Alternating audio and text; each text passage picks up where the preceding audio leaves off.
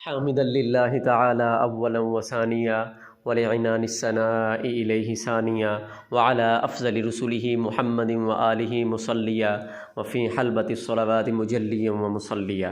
اعوذ باللہ من الشیطان الرجیم، بسم اللہ الرحمن الرحیم۔ اولم یکفہم انا انزلنا علیک الکتاب یتلی علیہم ان فی ذلک لرحمۃ وذکری لقوم یؤمنون۔ صدق اللہ العظیم۔ اسرار خداوند کی تفسیر ہے قرآن، اسرار خداوند کی تفسیر ہے قرآن، الہام نبی پاک کی تقریر ہے قرآن، یہدی للاقوام کے فرمان سے مزین، ہر دور میں ہر قوم کی تعمیر ہے قرآن۔ اس وصف کلام اللہ کو دی شکل کتابی، صدیق کی فاروق کی تدبیر ہے قرآن، دی جس نے نبی پاک کے اسلام کو دنیا، سفیان کے اس بیٹے کی تحریر ہے قرآن۔ میرے واجب الاحترام اساتذہ کرام، معزز مہمان گرامی، علماء کرام، السلام علیکم ورحمۃ اللہ وبرکاتہ۔ آج مجھے جس موضوع پر لب کشائی کرنے کی جسارت اجازت ہے وہ موضوع بہت ہی اعلیٰ، بہت ہی اکمل، عرفہ، بلندیوں کا حامل موضوع ہے، اور وہ ہے عظمت قرآن پاک۔ واجب الاحترام آپ علماء کرام سے عظمت قرآن پاک کے بارے میں سنتے ہی رہتے ہیں، چنانچہ اللہ رب العزت قرآن پاک میں فرماتے ہیں نون والقلم وما یسطرون۔ نون حروف مقطعات میں سے ہے، والقلم وما یسطرون، اللہ فرماتے ہیں قلم کی قسم، وما یسطرون، اور لکھی ہوئی سطروں کی قسم، والقلم وما یسطرون، سطروں کو لکھنا، اس کے لیے قلم کی ضرورت تھی، تو اللہ رب العزت نے پہلے قلم کا ذکر فرمایا اور بعد میں سطروں کا ذکر فرمایا۔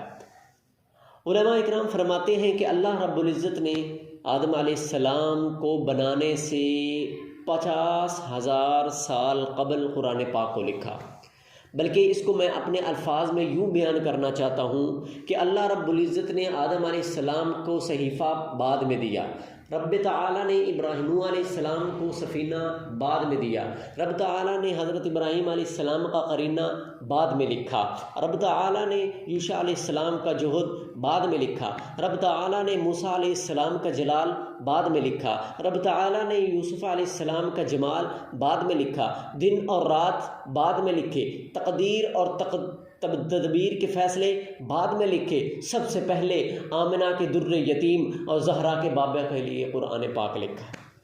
میرے واجب الاحترام قرآن پاک کی عظمت، قرآن پاک کی فضیلت بہت زیادہ ہے۔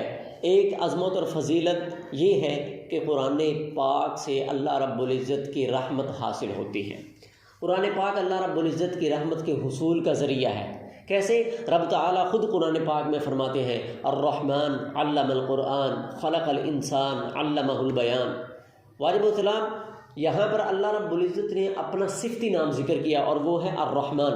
رب تعالیٰ نے یہاں پر اپنا ذاتی نام اللہ علم القرآن ذکر نہیں کیا، اللہ رب العزت نے اپنے صفاتی ناموں میں سے رحمان کے علاوہ القدوس علم القرآن ذکر نہیں کیا، العزیز الرحمن علم القرآن ذکر نہیں کیا، بلکہ یہاں پر الرحمن علم القرآن کا ذکر کر کے یہ فرما دیا، یہ سمجھا دیا، قیامت تک آنے والے انسانوں کو یہ سبق دے دیا کہ جو بھی علم القرآن، جو بھی تعلم القرآن، قرآن کا علم سیکھے گا، اس کے لیے اللہ رب العزت کی رحمت ضرور ہوگی۔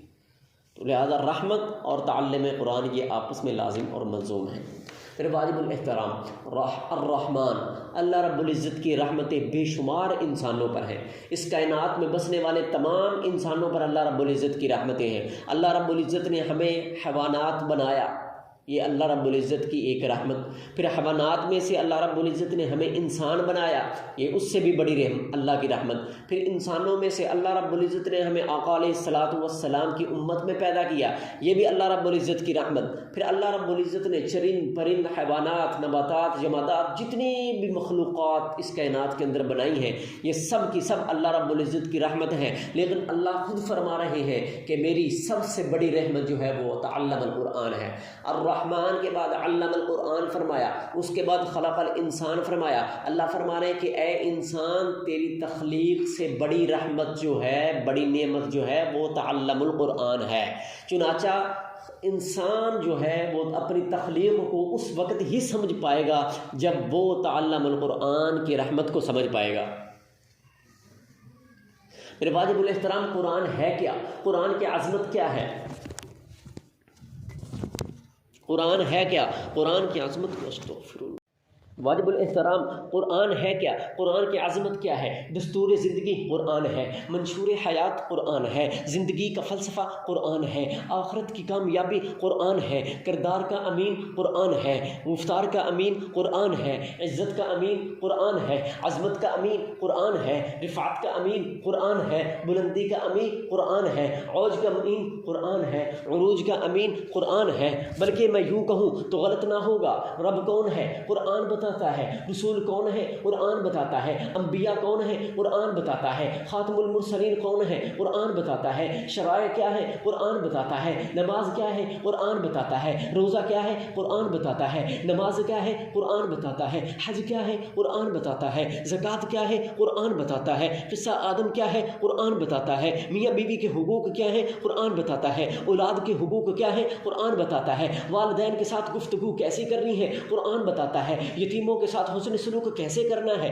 قرآن بتاتا ہے۔ متفق، بلکہ میں یوں کہوں بلکہ انسان کیا تھا؟ قرآن بتاتا ہے۔ انسان کیا ہوگا؟ قرآن بتاتا ہے۔ انسان کیا ہے؟ قرآن بتاتا ہے۔ بلکہ میں یوں کہتا ہوں، قصہ آدم کیا تھا؟ قرآن بتاتا ہے۔ قصہ نوح کیا تھا؟ قرآن بتاتا ہے۔ قصہ یوسف کیا تھا؟ قرآن بتاتا ہے۔ قصہ نوح کیا تھا؟ قرآن بتاتا ہے۔ قصہ عیسیٰ کیا تھا؟ قرآن بتاتا ہے۔ قصہ موسیٰ کیا تھا؟ قرآن بتاتا ہے۔ عالم ارواح سے لے کر روز قیامت تک انسانوں کو پیش آنے والی چیزیں، کن چیزوں سے انسان کامیاب ہوں گے، کن چیزوں سے انسان ناکام ہوں گے، سب قرآن بتاتا ہے۔ اسی کو علامہ شاعر مشرق علامہ محمد اقبال رحمہ اللہ یوں بیان کرتے ہیں: قرآن میں ہو غوطہ زن اے مرد مسلمان، قرآن میں ہو غوطہ زن اے مرد مسلمان، اللہ کرے تجھ کو عطا جد دے کرتا۔